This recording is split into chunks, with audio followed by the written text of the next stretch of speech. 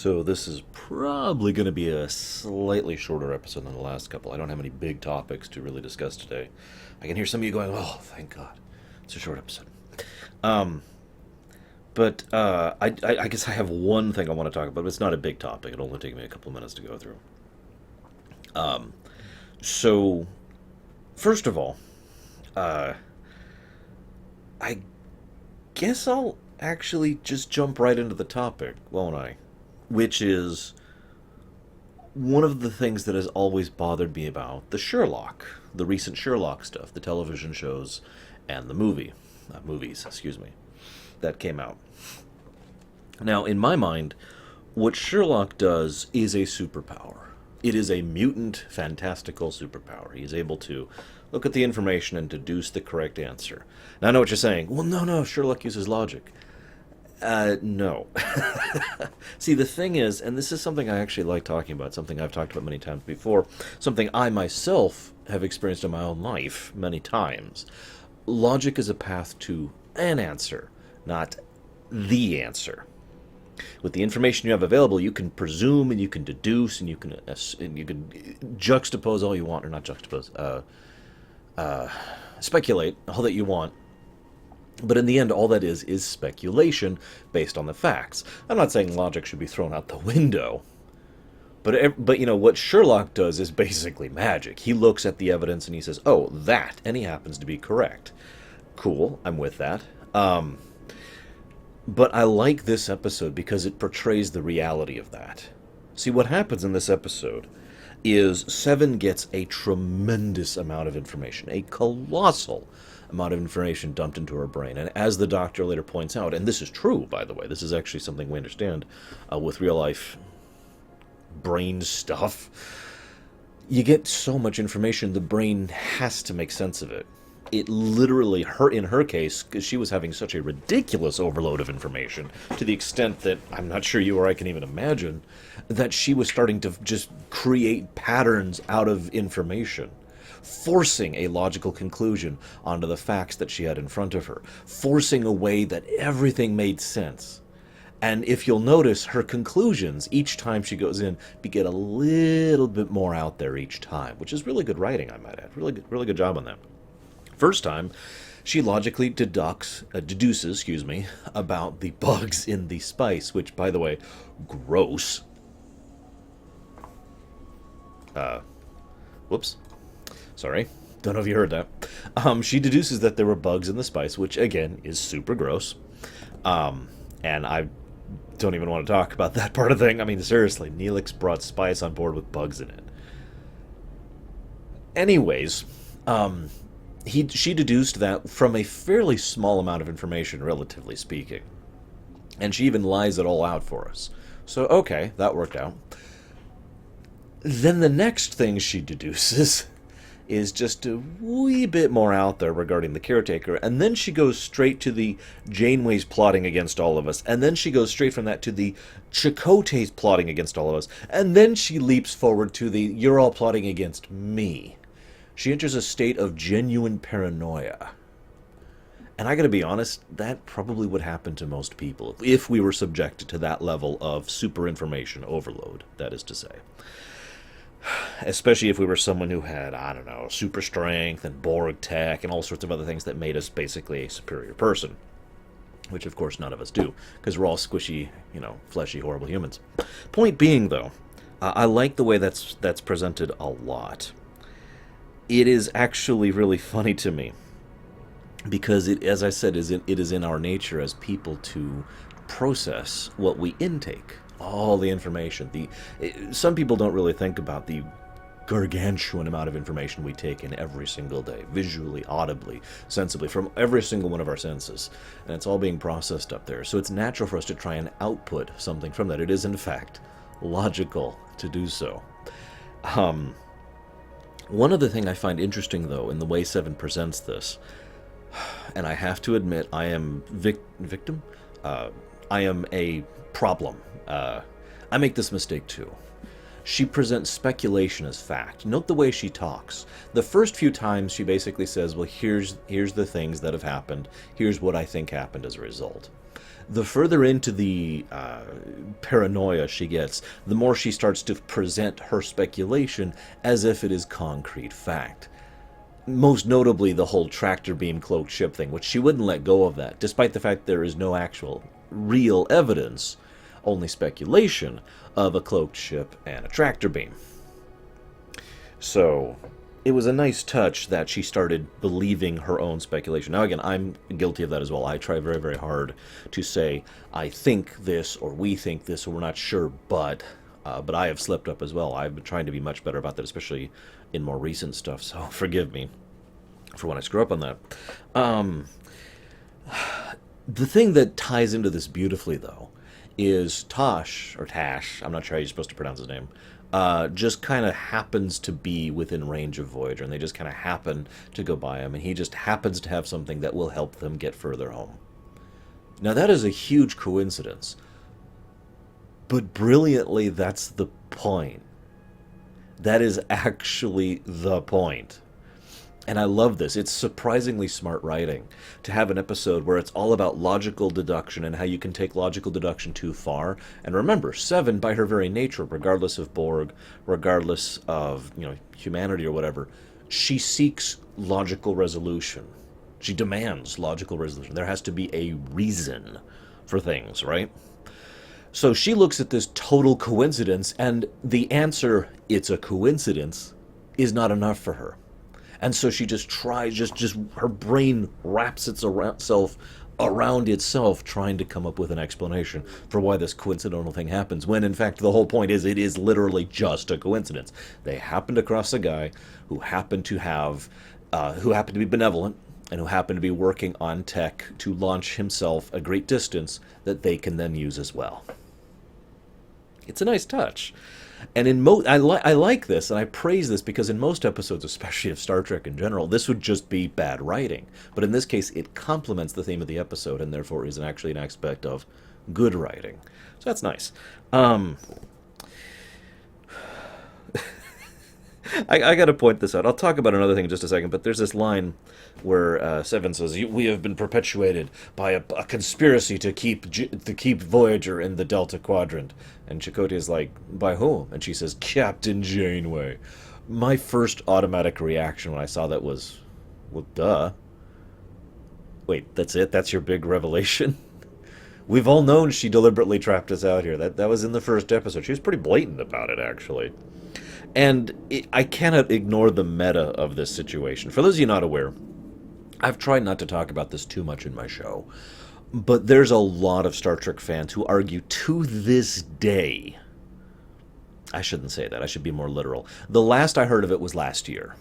The last I heard of it in real life, discussion about the Janeway thing, was last year. So, to last year, which is still over a decade and a half since this came out, people still debate the Janeway thing. If you don't know what I mean by the Janeway thing, I'll elucidate very quickly.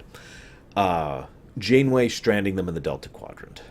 Now, I've given my opinion on that. Basically, I think it was bad writing. I think the writers wanted her to make a tough choice, but didn't know how to construct the scenario to make her make a tough choice. So instead she made, if you think about it logically in an in-universe perspective, the stupid choice. She didn't realize there were other options available to her, and so she just stranded them because she's an idiot. Or she made a bad command decision. As I pointed out back then, at least I think I did, I think that would have actually fit if she had never been the captain, if she had in fact been the science officer who was trying to take the captain's shoes and therefore was unfit for command, and that would be a great way of showing that, and, the resentment that could engender, and all the things you could have done character-wise for a Janeway who made the wrong call and stranded them out there.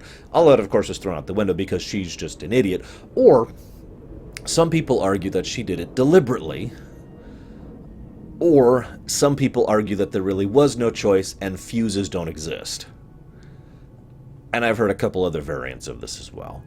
But I like this because this whole episode shines a light on the events of Caretaker. In fact, Caretaker is one of the biggest things that they talk about more over and over again. And they really showcase how several aspects of that episode didn't actually make sense. And I love it, because the explanation is bad writing. Because the writers of Caretaker were really rushed. were really trying to shove it out the door and really didn't bother to think about the situation properly from a writing perspective, from an in-universe perspective. So she keeps bringing up these inconsistencies that did actually happen in the episode. It's brilliant. I love it. But anyways, I do find it terrifying, though. This episode does shine a light on one other interesting aspect of human psychology. I want you to think of someone you trust right now. It doesn't matter how much. Just think of someone you trust. You know, someone you'd hand the keys to your car to is what I think a good example, because I wouldn't do that to most people. Hey, give me your car. Screw you. Now think that you have just been approached by someone who you also trust, who has given you facts that are facts and have been strung together in a way that make it look like that other the first person you trust, Bob, has betrayed you in some way. It is actually very natural to then be suspicious of that person. But it is kind of scary in a horrifying way how easy it is for us to kind of engender our own suspicions of other people. Remember, after that initial discussion with Chakotay, Seven didn't push the matter. She then switched over to Janeway, and yet Chakotay kept being suspicious of Janeway.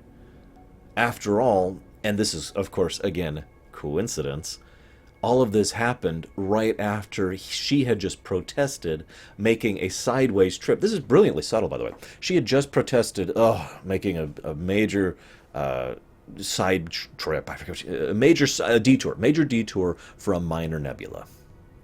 And yet, she has consistently, over the last 5 years, been constantly saying, why don't we make a detour to explore stuff? And that's brilliantly woven in there. They'd never even pointed out overtly, which is a rare thing for Voyager, to write something in and then not smash it into your face like that. I like that. They never pointed out, but you could tell that those gears are going back in Chakotay's mind as he thinks about it. He's like, well... And he engenders that suspicion pretty much all on his own. I also like how Janeway, at least by the way it's presented in the episode, seems to trust Chakotay more than Chakotay trusts Janeway. She's a little suspicious, but he actually flat out says, is this part of your mission? He is willing to confront her over his suspicions, whereas she is not. And I like that as well, because that's not just because she trusts him more, it's because it's in his personality more to confront her over his suspicions. The fact that he wanted to just know. The look on his face when she says, Seven tried to spin the same story to me with the same facts, is wonderful. Because he realizes that he's just been played. And worse, later on, as they acknowledge, he wasn't played. He just had his own suspicions that he made all on his own. I lament the reset button yet again. Think about how much could have been done with this episode and its conclusion. Seven actually wasn't really the main character of this episode, in my opinion. No offense to Jerry Ryan. She actually apparently had a really, really hard time with this episode because she had to memorize a huge amount of numbers and basically just rattle them off. If you actually pay attention to the editing, they tried to splice it so she only had to list like 3 or 4 numbers at a time, and then she could refresh herself on the next batch.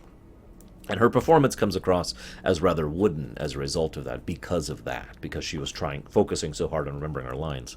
But the real character arc here is between Chakotay and Janeway, and how easy it was for them to suspect each other after 5 years of cooperation.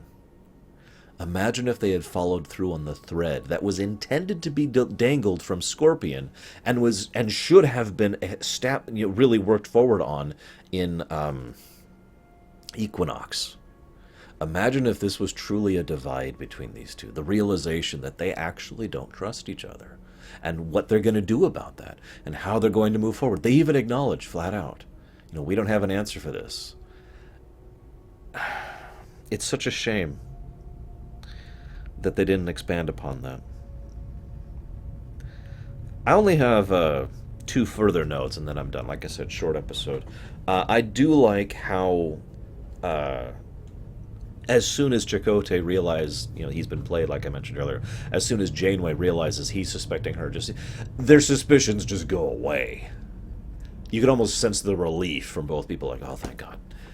But I don't want to rehash that territory. But I also like the fact that just, I believe it was last episode or last episode, I'm not sure which, when I pointed out that Seven had basically total access to the computer, and I mentioned how it's a good thing she doesn't want to hurt the crew anymore, and how the level of trust she has. It's funny because she actually uses that in this episode to make sure they can't go after her properly. It's quite funny, really. Um, I like the Seven and Janeway scene too. It's not exactly the first Seven and Janeway scene we've seen,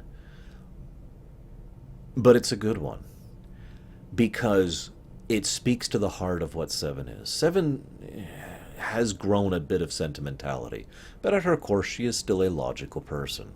So Janeway doesn't say, I care about you or think about the bonds or whatever. Instead, Janeway starts rattling off dates, facts, for someone who is already overdosing on facts and using them to weave a tapestry.